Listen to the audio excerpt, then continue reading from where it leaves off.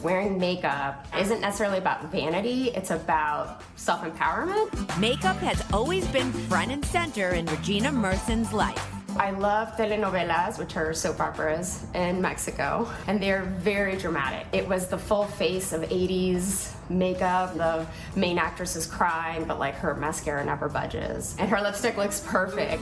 When Regina was 10 years old, she and her mom left their native country, Mexico, and emigrated to the United States. I get plopped into a new school. I spoke a little bit of English, but definitely not enough to consider myself fluent. Then, fast forward, and you have dreams of being part of the Supreme Court. I got here and I was sort of determined to succeed as a form of learning how to assimilate. So yeah, at one point in college, I thought maybe I'll be the first Latina on the Supreme Court. Who knows? Those big dreams led her to a big career. And after graduating from Yale undergrad and the University of Chicago Law School, Regina landed a job at a New York City law firm. But she knew there was something missing.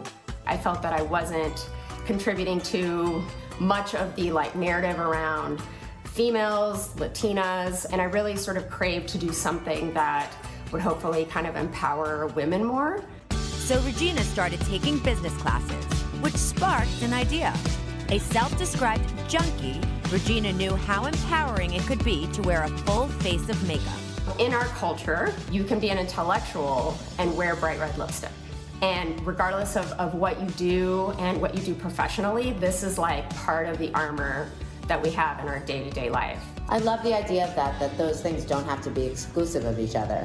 Regina decided to leave her law career and start her own makeup company, one that would also pay tribute to her proud Latina heritage. But she had to tell her family first. I think they were very nervous. I had this incredible job. And I think for them, it was sort of like, why push it? You've achieved everything we ever wanted for you and then some. But ultimately, I just, I was so determined to do this. So tell me about this brand. The name of the brand is Reina Rebelde, which means rebel queen in Spanish. She's this beautiful kind of pinup girl. But then below the neck, she's surprisingly, covered in tattoos. So it was this idea of how we are sort of tattooed with all of the hopes, aspirations, dreams, wishes of all of those that came before us and how we carry those through. And I love the names, La Jefa. So La Jefa means lady boss. The names are inspired by feelings, really, that I want people to have when they are applying the product. Reina Rebelde hopes to celebrate the modern woman, their bold colors and packaging paying tribute to various Latin American cultures.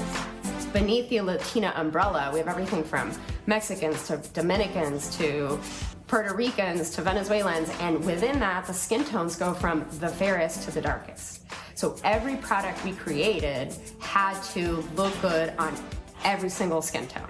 Regina's makeup soon made waves in the beauty community, with publications like Glamour Magazine and Refinery 29 featuring their eyeliners and lipsticks. And in 2021, the company partnered with JCPenney to sell their makeup in stores and online.